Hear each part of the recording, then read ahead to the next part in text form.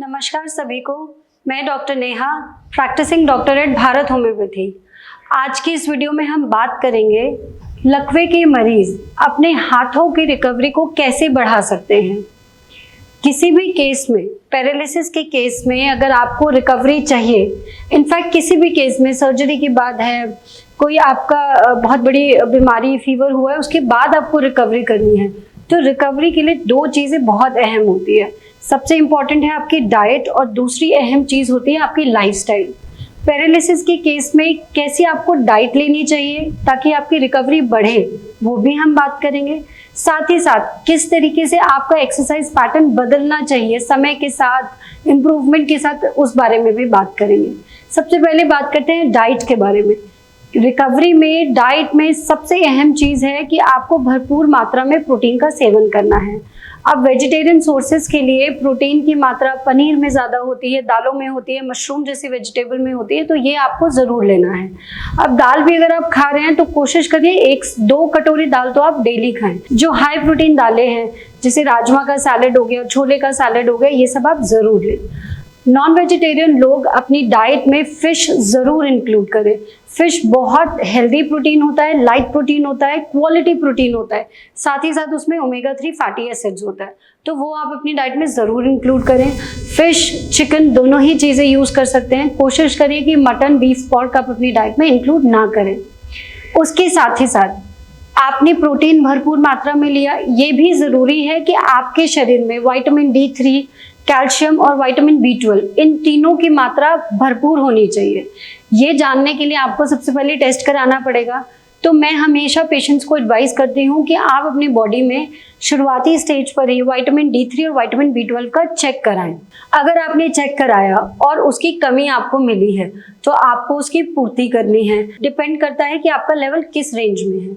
ये भी ध्यान रखना है, पैरालिसिस के पेशेंट अधिकतर शुरुआत से ही बी कॉम्प्लेक्स की दवा खा रहे होते हैं, तो कभी कभी क्या होता है कि विटामिन B12 जो होता है 1000 पार कर जाता है। नॉर्मल वैल्यू 950 के आसपास ऊपर की होनी चाहिए।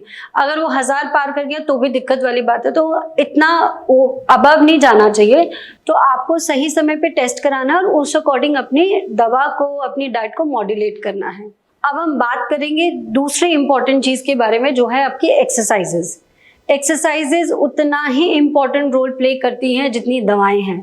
एक्सरसाइज आपको कैसी करनी है, क्या करनी है, ये इस बात पे निर्भर करता है कि आप पैरालिसिस की रिकवरी के किस स्टेज पर हैं। मान लीजिए आपके शुरुआत में, आप बिल्कुल एकदम शुरुआती स्टेज पर है, बिल्कुल फ्लैसिडिटी मतलब ढीली ढीली मांसपेशियां, बिल्कुल हिल नहीं रही है, हाथों का ऐसे सिनर्जी पैटर्न बन गया है कि हाथ यहाँ से उठ ही नहीं रहा है, तो इस समय पे एक्सरसाइज पैटर्न अलग हो जाता है। इस समय पे जो भी आपकी अटेंडेंट है, अब आप तो खुद तो हिला नहीं पा रहे हैं पैरालिसिस पेशेंट, तो आपके अटेंडेंट को आपके साथ मिलके एक्सरसाइज कराना पड़ेगा।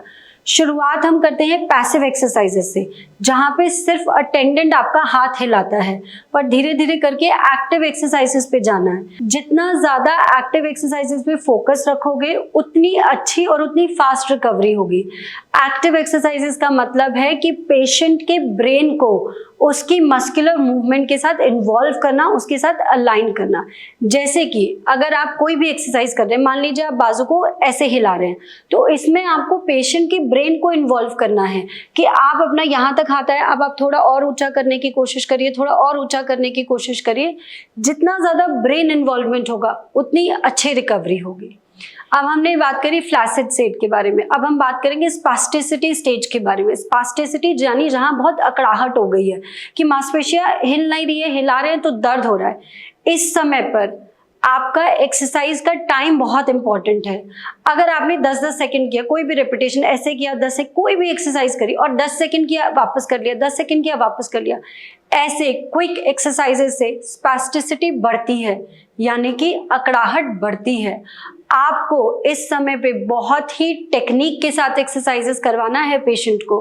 आप जहाँ पे भी आपको लगता है कि अब अकड़ाहट हो गई, इससे ज़्यादा मूव नहीं कर रहे, आप 10 सेकंड हाथ को रोक दीजिए, फिर थोड़ा सा हाथ को आगे बढ़ाइए, फिर रोक दीजिए, फिर हाथ को आगे बढ़ाइए, रोक दीजिए। ये एक एक्सरसाइज का एक काउंट 1 मिनट के लिए होना चाहिए।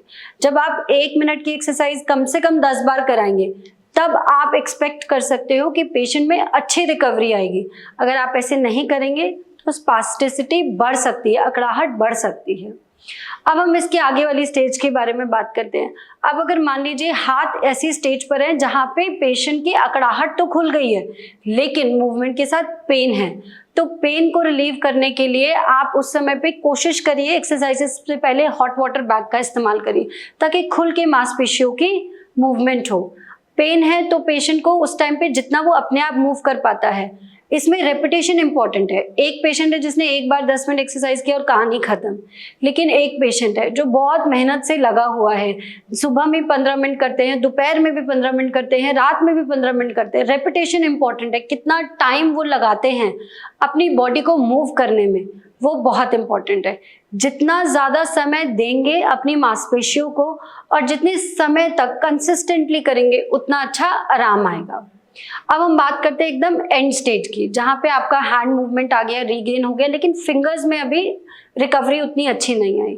तो ऐसे स्टेज में आपको एक एक उंगली पे काम करना पड़ता है। आप स्क्वीजी बॉल लेके उसके साथ ऐसे मुट्ठी बंद कर, मुट्ठी खोलना, मुट्ठी बंद कर, मुट्ठी खोलना, ऐसे कर सकते हो। इसको आप पूरे दिन में कई बार कर सकते हो, लेकिन आपका ब्रेन इन्वॉल्व होना चाहिए। ऐसा नहीं है कि आप देख कहीं रहे हैं, टीवी देख रहे हैं और साथ साथ ऐसे ऐसे से हाथ चल रहा है, ये रॉन्ग फिनोमेना है, इससे रिकवरी नहीं आएगी। पेशेंट को नजरें अपने हाथ में रखनी है और ऐसे अपने हाथों की तरफ देखना, मैं कितना इसको बंद कर पा रहा हूँ, और बॉल का जो स्पंज होता है वो अपने आप हाथ खोल देगा। फिर आपको दोबारा करना है, वो बॉल का स्पंज अपने आप हाथ खोल देगा। आपकी नजरें आपकी मांसपेशियों पे होनी चाहिए, किसी टीवी पर नहीं, किसी मोबाइल पर नहीं, इनफैक्ट किसी की बातें भी नहीं सुननी है। जितना ज़्यादा ब्रेन के साथ एक्टिवली इन्वॉल्व होकर एक्सरसाइज करेंगे उतनी अच्छी रिकवरी आएगी। और फाइनली पेशेंट काफ़ी हद तक रिकवर हो गया, डाइट भी अच्छी थी, सब कुछ हो गया, बस अभी ग्रिपिंग स्ट्रेंथ नहीं है या फिर हम कहें लिखने की क्षमता नहीं आई है, तो उसमें आप टूल्स की मदद लीजिए। मार्केट में बहुत सारे टूल्स अवेलेबल हैं। इससे नेक्स्ट वीडियो में मैं टूल्स के साथ कैसे अपने हाथों की आप मूवमेंट की स्ट्रेंथ बढ़ा सकते हो वो भी आपके साथ शेयर करूंगी। पर आप मार्केट में बहुत सारे टूल्स अवेलेबल होते हैं, वो खरीदें और उसके साथ हाथों की एक्सरसाइज कर सकते हैं। वो आपको फाइनल स्टेज में करनी है। जब आप इस तरीके से स्टेज वाइज बाइफरकेट करके अपनी एक्सरसाइज और अपना पैटर्न सेट करेंगे तो आपके हाथों की रिकवरी अच्छी होगी। सही डाइट, सही एक्सरसाइजेस। तीसरा एक और अहम चीज़ होती है, सही दवाइयाँ भी बहुत ज़रूरी है। होम्योपैथी में कुछ मेडिसिन ऐसी होती हैं जो पैरालिसिस के पेशेंट में रिकवरी में बहुत हेल्प करती हैं। अगर आपको दवाइयों के बारे में आगे जानकारी लेनी है तो आप हमारी टीम से कॉन्टैक्ट कर सकते हैं and we will be there to help you. Thank you.